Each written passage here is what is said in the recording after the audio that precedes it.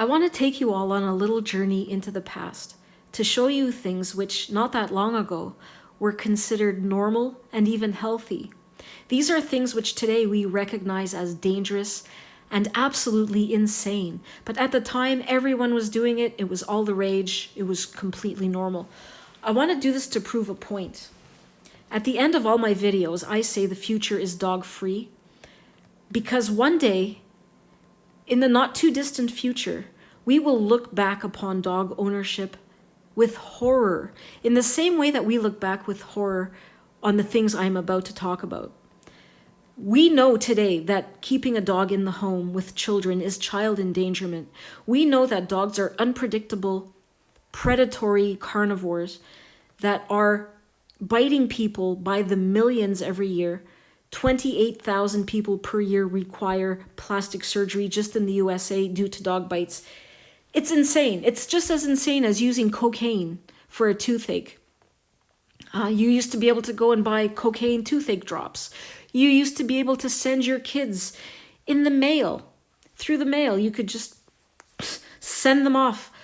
You used to put your babies into outdoor baby cages. This is something no one in their right mind would do today. You could undergo all sorts of treatments, medical treatments that were just horrific. I'll put some links in the description for you to read through. Smoking was promoted. Pregnant women, new mothers were encouraged to smoke to cure their constipation. Mercurial cream was used to treat syphilis. We know today that mercury is highly toxic.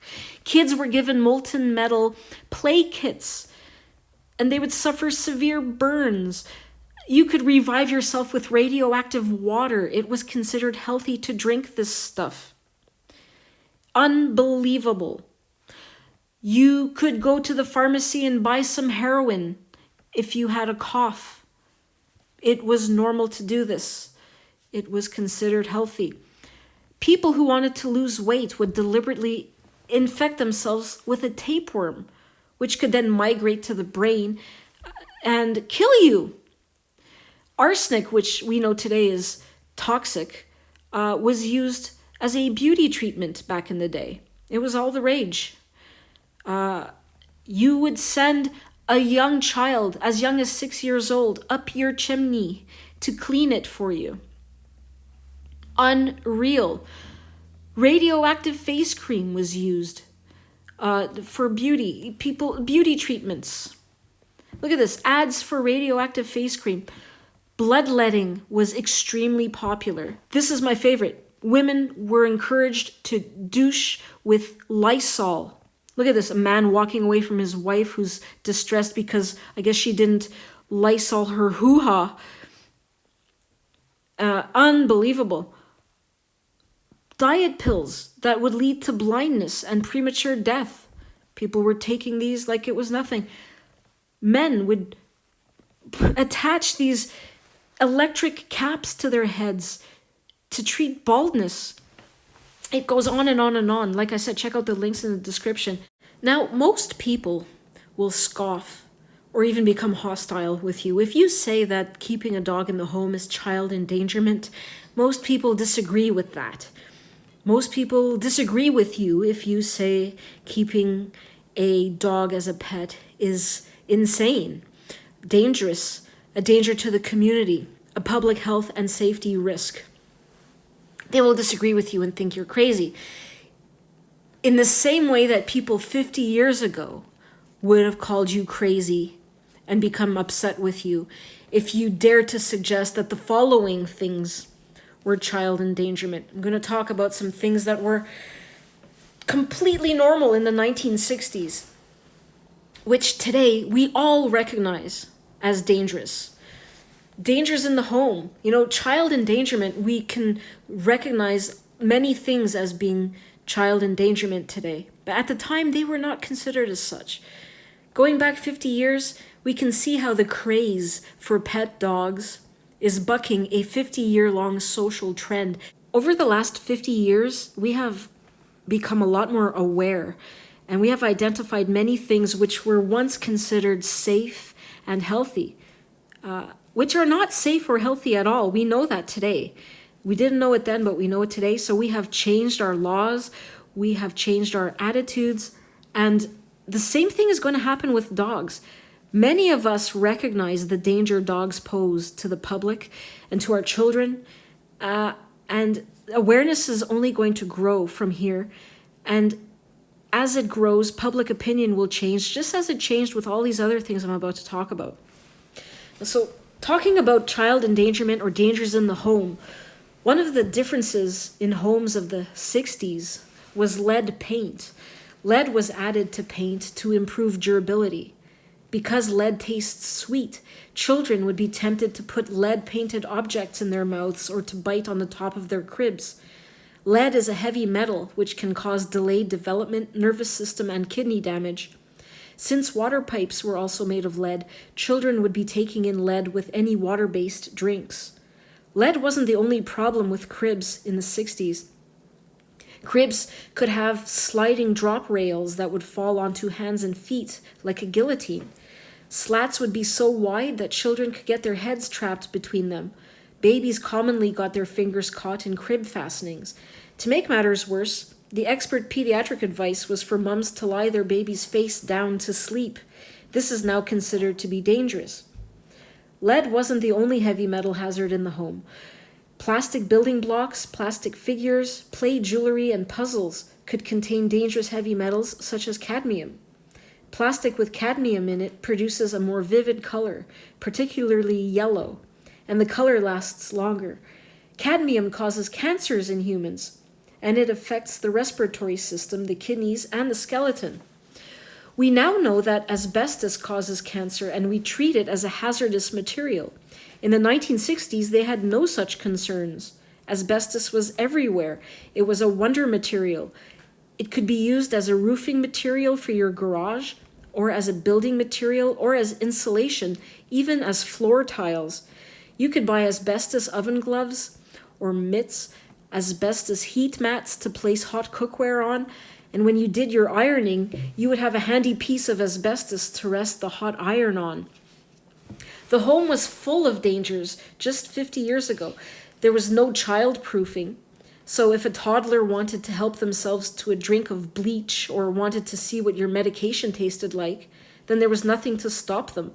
All that parents could do was to exercise constant vigilance or put everything dangerous on a high shelf. And that's not very convenient if you want to clean your bathroom or kitchen. Even before you were born, your parents could expose you to risk and danger. Smoking and drinking during pregnancy was seen as an okay thing to do. The whole culture encouraged smoking. Tobacco was everywhere, in stores, on planes, in movies, on TV. Cigarette smoking was seen as adult, and the first cigarette was seen as a rite of passage. Kids could go to the store to buy cigarettes for their parents with no questions asked. Very young kids could train to be smokers from an early age. They could copy their parents by practicing on candy cigarettes. High status or intellectually minded families could buy candy pipes and cigars for their kids. Pipes were associated with intellect and achievement. Politicians and scientists would sometimes puff on a pipe during a TV interview to demonstrate how clever they were. The pipe didn't even have to be lit. Kids could play out all day in the street with no adult supervision and no way for the parent to get in touch with them. They often played in groups, and their parents would not have a clue what they were doing. They might be out on their bikes, but would never wear bike helmets.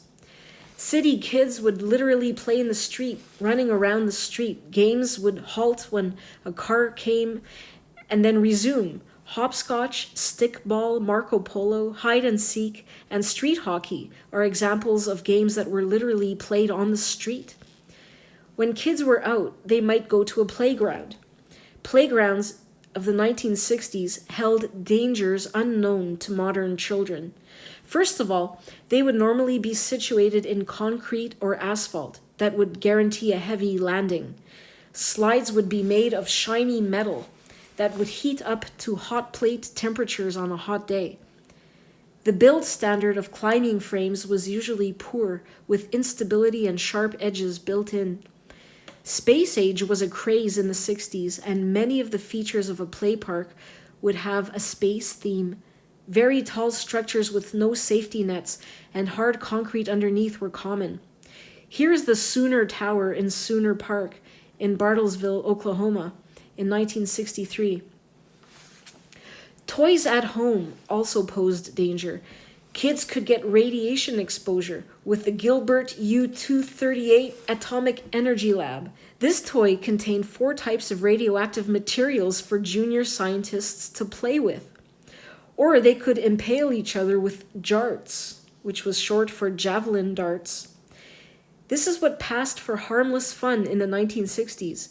These heavy pointed darts that were thrown about caused thousands of hospital admissions in the USA and 3 fatalities. I just want to remind you that in the USA alone, there are 30 to 50 deaths per year due to dog attacks. And 28,000 people require reconstructive surgery due to dog attacks.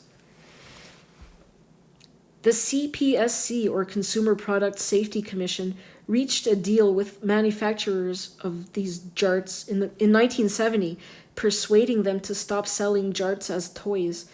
They were finally banned in 1980, and the CPSC advised consumers to destroy their remaining games.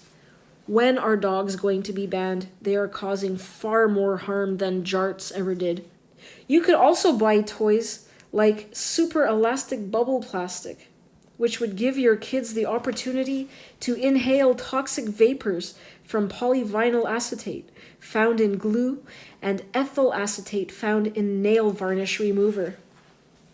Another toy that was popular was called Creepy Crawlers and involved children dropping plastic onto a hot plate heated to 300 degrees Fahrenheit, or the little lady stove that could heat up to 600 degrees. Now it's time for a break. Junior needs a new pair of shoes, so let's drive to the shoe store. He can sit in the front and have a good view. There are no nasty seat belts to hold him back, and an airbag is someone who talks too much, not a safety device. In the 1960s, though, they had the ultimate safety device, should anything go wrong. It was called the Mum's Arm Seat Belt. Isn't that awesome? When we arrive in the shoe store, there is a unique way of measuring shoe fit. In the 1960s, it was common to have X-ray machines in shoe stores, operated by sales assistants with little training and no protective clothing for them or the customer. They were called a shoe-fitting fluoroscope. The customer would put their feet in the bottom and the sales assistant would look through the viewer at the top. And this is what they would see. They were in use in a number of different countries until the 1970s. Although people knew about the risks of radiation, they believed that the radiation levels were within safe limits. What they didn't factor in was that these machines leaked, and that a child may have several fittings at a time, meaning that there would be a cumulative effect. Attitudes to radiation were devil may care. They just didn't care back then. There was a type of nuclear tourism in Las Vegas. People would gather around and sit on rooftops and sip drinks and watch as these atomic bombs would explode. It was insane, crazy what people were doing back then. We can look back and think this is absolutely crazy. At the time, it was fun, it was normal, there was no issue. You will have figured out for yourself that the theme is safety. Over the last 50 years, society has worked hard to make us safer, our homes safer, and our children safer. Society has recognized dangers and has done something to eliminate them, either through banning legislation or through stricter controls. Dog nutters and dog advocates want to reverse that trend. They want us to bring more danger into the home. I have produced videos in the past about diseases transmitted by dogs to humans, about humans seriously injured and killed by dogs, and about the increasing incidence of dog bites. Dog nutters want to minimize the dangers of dog bites by calling them nips or mouthings or classifying them as play nips or warning nips, as if they don't count as real attacks on humans. In the 60s, if you had suggested that smoking around kids was harmful, or that kids should be protected by seatbelts, or they should wear bicycle helmets, then you would have been dismissed as a scaremonger, or unrealistic, or crazy. And that is the situation we are in now when we warn about the dangers of dogs in the home and community. People stood up against these dangers. They campaigned and they protested. Things changed. These dangers disappeared from our homes and our children's lives. Imagine if people had used dog nutter logic. Imagine if people had said that lead paint isn't dangerous because I was brought up in a crib painted with lead and it didn't harm me. Imagine if they said that they had traveled countless times in a car without a seatbelt and nothing happened to them, so there is no problem. Imagine if they said that jarts or lawn darts have only killed 3 people, whereas thousands of people die from heart attacks every year, so lawn darts aren't so bad. Imagine if they said that most people lived through the 60s and came to no harm, so there is no need to change anything. The past was danger-filled. Let's hope that the future is dog-free.